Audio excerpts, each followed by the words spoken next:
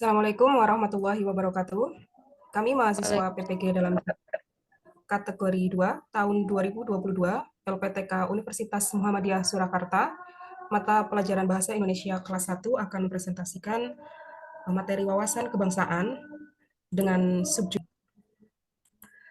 Adapun anggota dari kelompok kami, yaitu kelompok 2, yaitu yang pertama, Ibu Desi Eka Kurnilasari, Bapak Domingus Mangape, Ibu Elsa Sipahelut, Ibu Ermina Eka Purwanti, Ibu Fauzia Arfianti, dan yang terakhir Ibu Ferawati. Ya, topik kami dapatkan yaitu kebinekaan Indonesia dengan pesan kuncinya budaya toleransi harus selalu diupayakan untuk dipraktekkan lewat sikap atau keteladanan di segala ruang untuk menjaga keutuhan dan kesatuan negeri tercinta ini. Kami memilih Sorong sebagai kota yang mengintegrasikan kebinekaan dan Indonesia yang harmoni yang selanjutnya akan dijelaskan lebih lanjut menggunakan metode marka, yaitu Ibu Elsa suaranya lebih lantang lagi mungkin. Didengar, Bu? Ya, ini sudah lebih baik. Ya, Oh bisa ya, diulangi sedikit Bu Elsa? ya. Terima kasih atas kesempatan. Saya akan mempresentasikan keragaman apa yang Anda temukan di daerah Sorong. Mulai dari diri sendiri, yang pertama keragaman yang kami temukan di daerah Sorong yaitu keragaman suku. Di antaranya suku Bugis, Buton, Toraja, Ambon, Jawa, Batak, dan Papua. Ya, saya akan menceritakan sedikit bagaimana pengalaman saya ketika berada di daerah Papua. Baik teman-teman, kita ketahui bahwa Indonesia adalah negara yang sangat kaya, baik dari segi sumber daya alam maupun keberagamannya.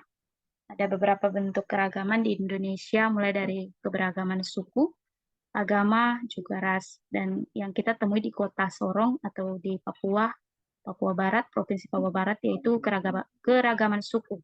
Pertama kali saya datang di Papua, saya merasa bahwa saya ada dalam mimpi.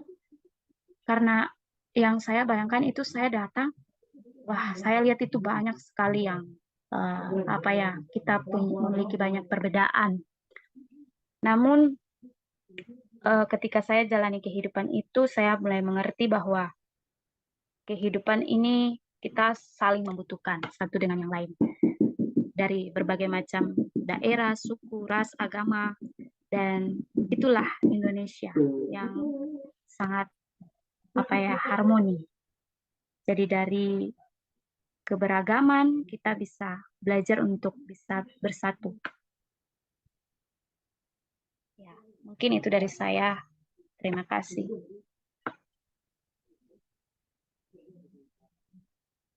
Baik, terima kasih Bu Elsa. Selanjutnya alur berpikir yang kedua yaitu aktivitas akan dijelaskan oleh Ibu Desiwali dan Ibu Ermina. Baik, terima kasih. Untuk aktivitasnya yaitu ada suku Bugis dan Buton. Masyarakat Bugis yang menetap di Sorong pada umumnya berprofesi sebagai pedagang dan nelayan. Mereka mudah bersosialisasi dengan masyarakat dari latar belakang manapun. Masyarakat suku Bugis dan Buton mayoritas menggunakan bahasa daerahnya masing-masing.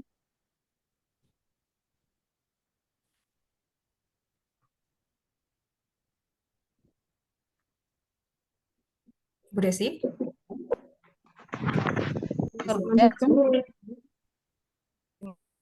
Ya, Ya, silakan dilanjutkan, Ibu. Ya, baik. Tadi sudah dijelaskan oleh Bu Desi, suku Bugis dan Buton. Selanjutnya adalah suku Toraja. Masyarakat Toraja yang menetap di Sorong umumnya berprofesi sebagai pegawai dan peternak. Mereka mudah bersosialisasi dengan masyarakat dari latar belakang manapun. Masyarakat suku Toraja mayoritas menggunakan bahasa daerahnya masing-masing dalam berkomunikasi. Kemudian ada suku Ambon. Sebagian besar masyarakat Ambon yang tinggal di Sorong berprofesi sebagai tenaga pendidik dan penginjil. Masyarakat Ambon mudah beradaptasi dengan masyarakat asli Papua karena kemiripan makanan pokok. Cara hidup masyarakat Ambon sangat identik dengan kata ale rasa beta rasa yang bermakna kita adalah saudara. Suku selanjutnya yang ada di Sorong adalah suku Jawa. Sebagian besar masyarakat Jawa pada umumnya berdagang dan berkebun. Suku Jawa yang tinggal di Papua mayoritas ramah dan memiliki rasa toleransi yang tinggi. Mereka cenderung membatasi diri dengan masyarakat Papua.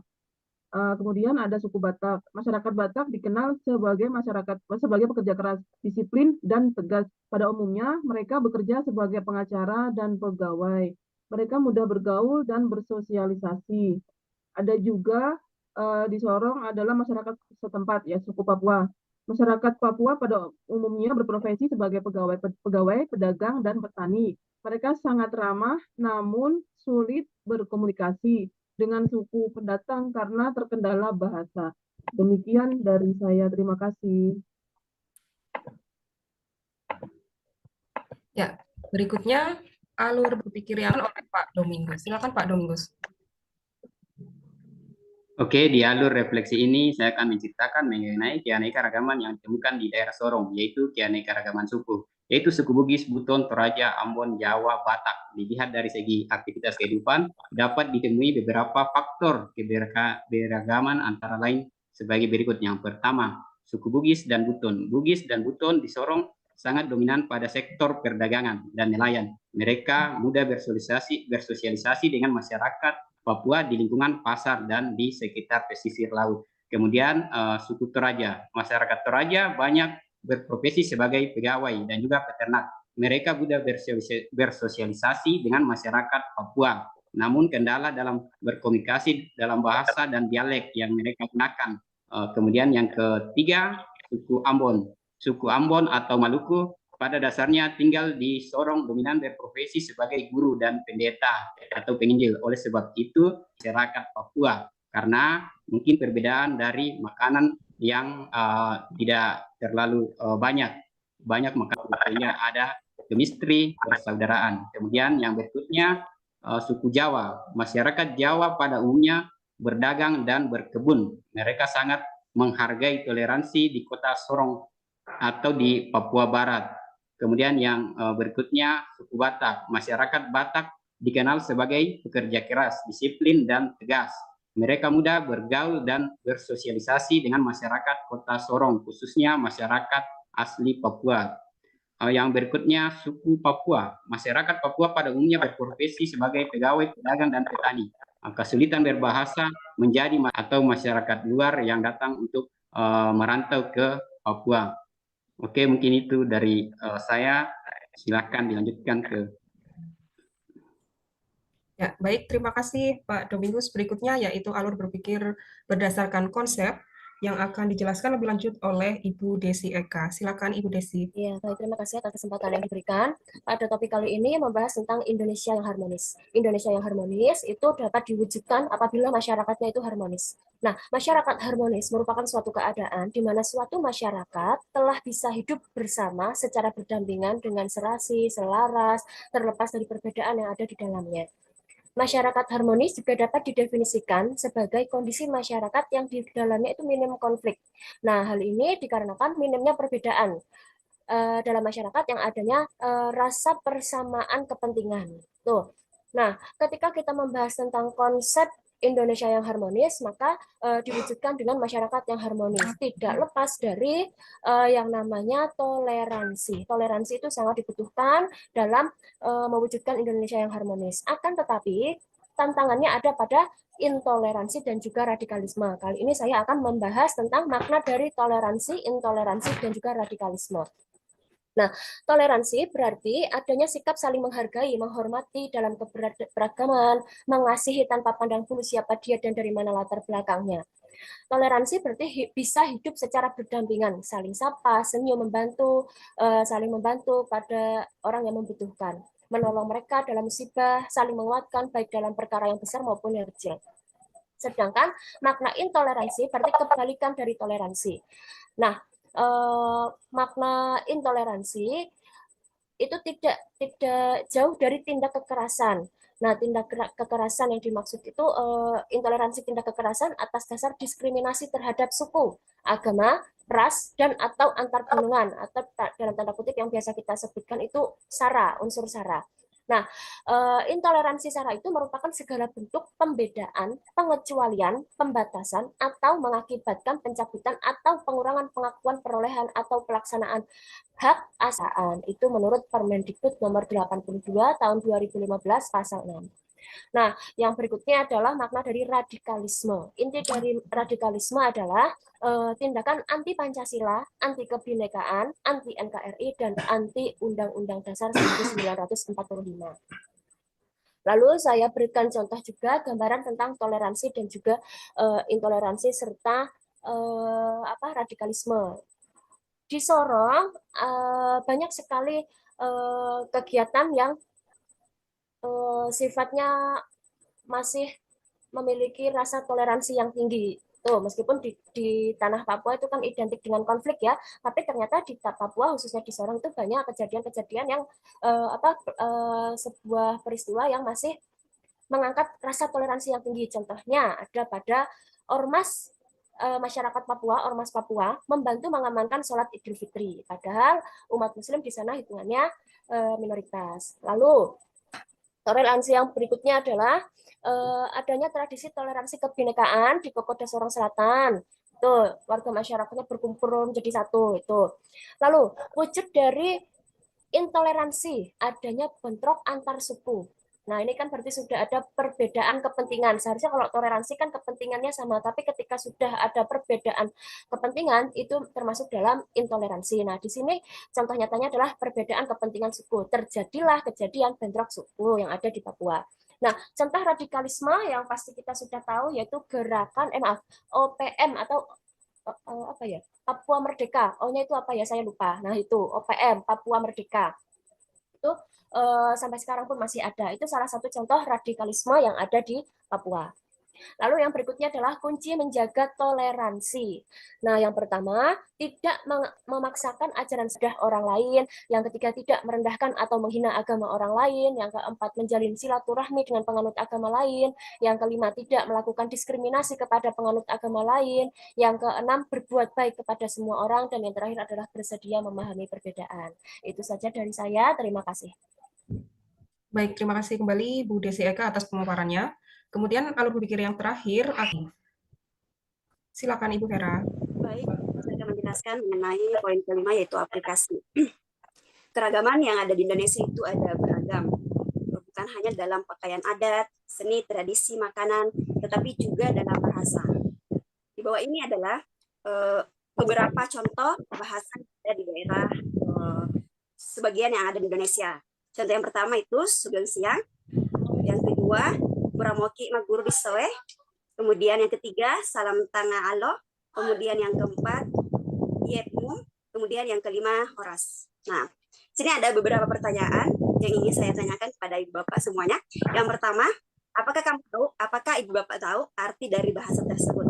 Yang pertama, Sugeng Siang, Selamat siang, apa Ibu? Dari Jawa. Ya. Kemudian yang kedua, kemudian yang kedua, Buramoki Maguru Disoe itu dari bahasa Bugis yang artinya itu sudahkah Anda belajar hari ini? Kemudian Salam Tengalo, yang tahu artinya siapa? Coba Bapak Ibu. Ini bahasa apa? Salam Tangalo itu adalah selamat siang bagi suku Toraja. Oh, Toraja. Kemudian Yetmum, ada yang tahu artinya? Tidak tahu, Bu. Itu bahasa Papua sepertinya, Ibu. Artinya juga selamat. Pokoknya selamat pagi, siang, malam, selamat Yepmum. Oke, dan yang terakhir Horas. Ini dari bahasa Medan. Ada yang tahu artinya? Iya, ya. Artinya selamat Ibu, selamat siang. Oke, pertanyaan kedua. Dapatkah Bapak Ibu menyebutkan sapaan dalam bahasa dari suku apa saja? Yang pertama tadi dari Jawa, yang kedua dari Bugis, kemudian yang ketiga dari Toraja, yang ketiga Papua, dan yang kelima dari Batak ya. Oke. Yang terakhir, pertanyaan terakhir, jika kamu mendapati sapaan seperti itu, dengan bahasa daerah, bagaimana tanggapan Bapak Ibu semuanya?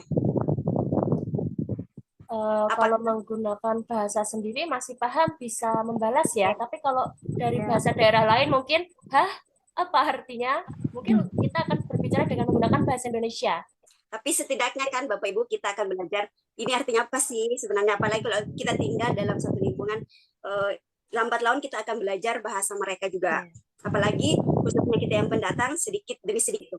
Oke, yang pertanyaan terakhir tadi, selanjutnya walaupun berbeda-beda bahasanya, tapi kita tetap disatukan oleh bahasa nasional yaitu bahasa Indonesia. Oke, sampai di sini saya kembalikan kepada moderator. Ya, baik, terima kasih. Yang terakhir yaitu kesimpulan dari pembahasan kelompok 2 kali ini disampaikan oleh Pak Domingus. Silakan Pak. Oke, kesimpulan dari apa yang kita bahas tadi mengenai keanekaragaman yang terjadi atau yang kita temui di Kota Sorong, yaitu keanekaragaman yang saya temui di Kota Sorong ini menciptakan kehidupan yang harmonis. Masyarakat dari berbagai suku hidup saling berdampingan tanpa melihat latar belakang dari mana asal sukunya. Jadi dalam kehidupan sehari-hari, kehidupan di Kota Sorong ini harmonis, ya, tidak seperti kota-kota mungkin di bagian lainnya yang terjadi banyak konflik. Di Kota Sorong ini masyarakatnya hidup saling berdampingan tanpa adanya tanpa terjadi konflik apapun di daerah tersebut. Mungkin saja yang kami dapat hari ini. Baik, terima kasih Bapak Domingus dan anggota kelompok 2 lainnya yang sudah memaparkan presentasi kita pada kesempatan kali ini. Demikian tadi presentasi dari kelompok 2, sedikit menambahkan bahwa walaupun di Sorong, Papua identik dengan isu-isu intoleransi ataupun isu-isu konflik, tapi ternyata masyarakatnya beragam dan mampu hidup dengan toleransi yang tinggi. Karena kita semua tetap satu, yaitu Indonesia. Baik, terima kasih. Sampai berjumpa di kesempatan berikutnya. Assalamualaikum warahmatullahi wabarakatuh. Waalaikumsalam warahmatullahi wabarakatuh.